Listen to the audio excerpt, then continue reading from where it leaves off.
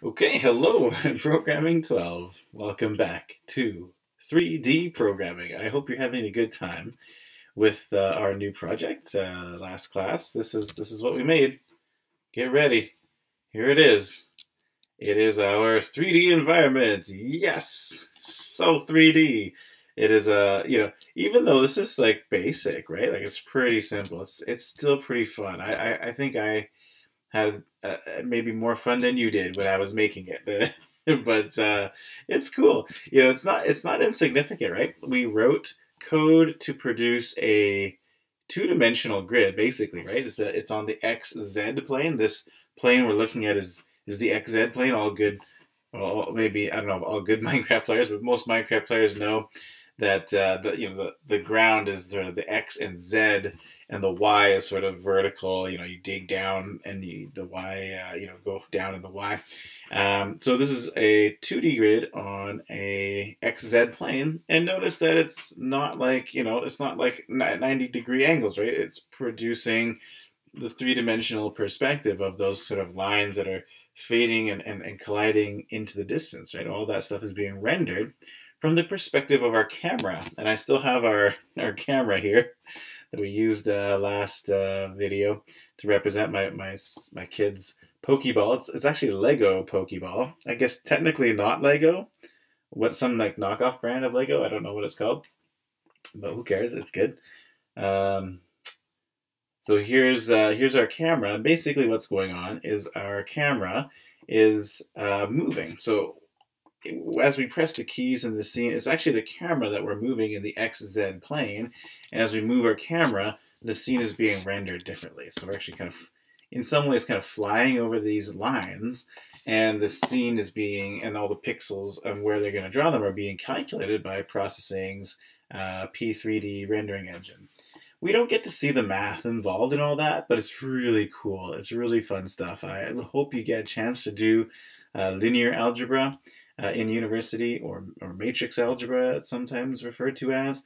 It's basically the multiplying grids of numbers together to produce all sorts of really amazing results, including this type of math that produces, where are the X and Y coordinates on this flat drawing that represent this three-dimensional space taken from the perspective of a camera.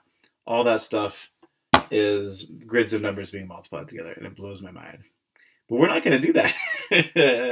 I'm kind of getting off topic here.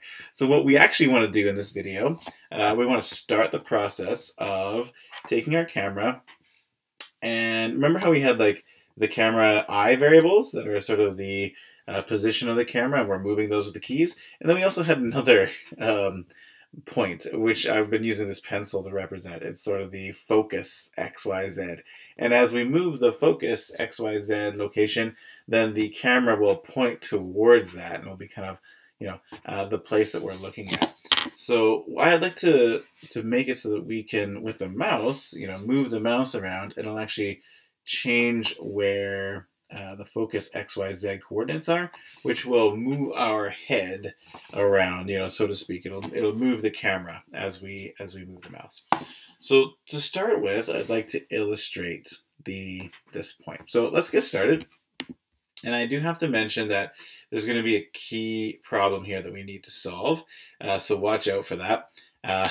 I'll start it here. So I'm going to put in a draw focus, I guess. I want it on top of the floor, right? So actually I'm going to draw it second. I'm going to say draw focus. I want it on top of the scene. Yeah, so I want to draw it second. So I'm going to draw focus. Should we look at draw focal point? Yeah, because that actually sounds legit, more legit. So, it's saying, why? You haven't made this yet. No problem, I'll go make it. So I'll say void draw focal point. Please make sure to put that after the draw function. And what I will do is I will simply illustrate sort of where this, the pencil represents sort of our focus point. Oh, it's actually like this. Represents our focus point, right? So I'm going to draw that. I'm just going to have to do a push pop matrix first. Push pop matrix. What the heck is a push pop matrix again? So remember, um, we're about to do some transformations to our coordinate system. Actually, the reason why we need to do that is because I'm going to draw a sphere at the focus XYZ coordinate. It could be a cube, whatever you want to draw, but I'm going to draw a sphere. And the idea is that the sphere function, if I just type in sphere here, I can give a radius, like 5 or something, but I cannot give the XYZ coordinates. For these 3D shapes, you actually have to use translate to get our sphere positioned. And I don't want that translate to then affect everything else. I want the translate to just affect this focus point, this focal point thing. So that's what push and pop matrix are for. It's like, hey, start some temporary change, like a translate, and then pop matrix is undo all that stuff. Like get rid of that. Put it back the way it was before. Another way you can think of it is sort of all the transformations that happen between the push-pop matrix stay in the push-pop matrix.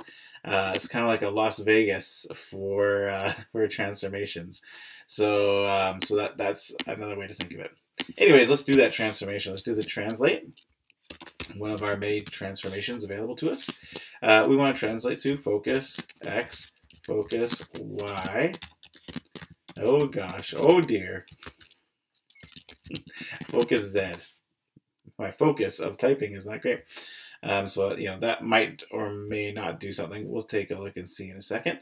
Another thing to mention is that watch out, my draw floor has a mistake. Watch out. Ooh, I got a background 0 in here. Get rid of that. The floor shouldn't have background in it. We already have a background here. Should be at the very top of the draw function. You don't want your draw floor to have a background as well. You should only have it in one place. Okay, so anyways, let's run it. Let's see what we see. We may see nothing. And I think I have to do one more thing. Yeah, we don't see anything. So here's the story.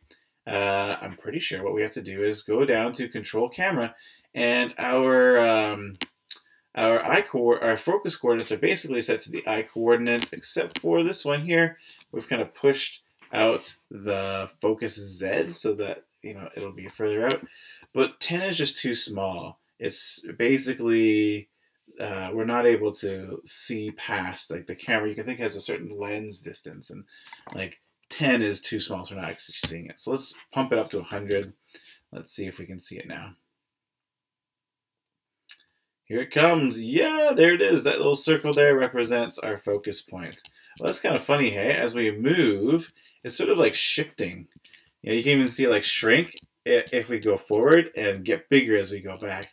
It's almost like our camera's moving first. And I guess that's kind of what we're doing. It's kind of neat, but also kind of annoying. I'm like juggling or something. I don't like it. I want it to just kind of stay still. So what I'm going to do, I'm going to make this 300. I think that'll make it a nice size. I'll just kind of push it out to a reasonable place. And, it doesn't have to be 300. I think that's just a good, that's a good distance. Kind of gives us a sense of where we're looking at.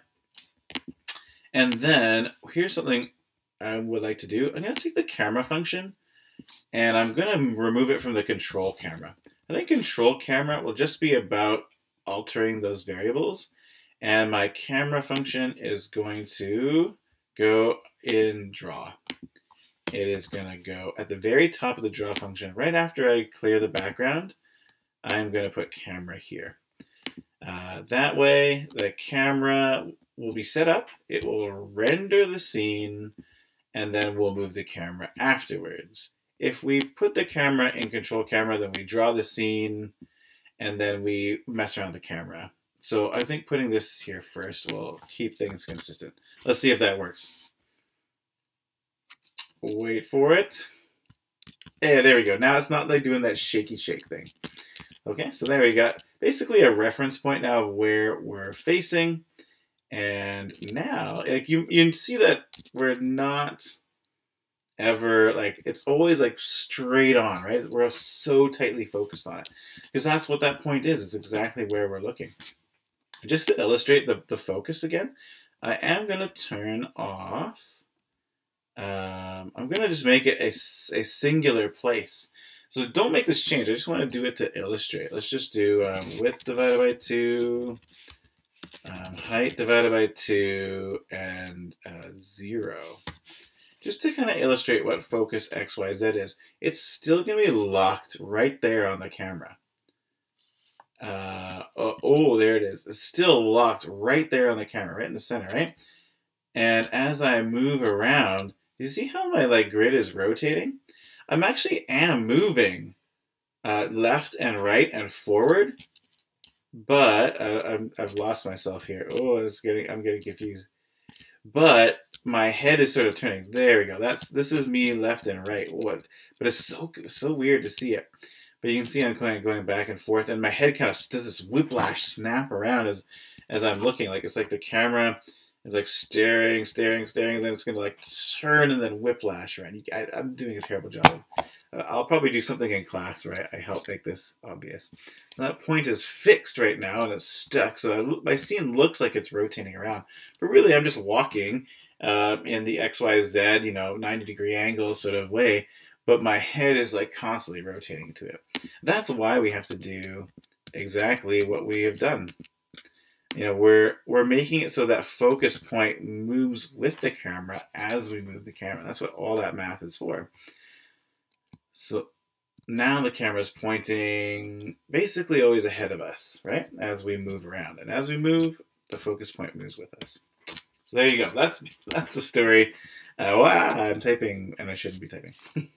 So I'm going to stop the video there. And the next thing we're going to do is we're going to make it so that when we move the mouse, then we will increase and, or decrease or whatever. We'll rotate that focus X and Y around us so that the mouse will allow our head to turn.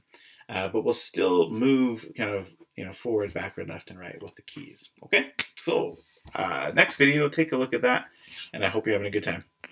Thanks, folks.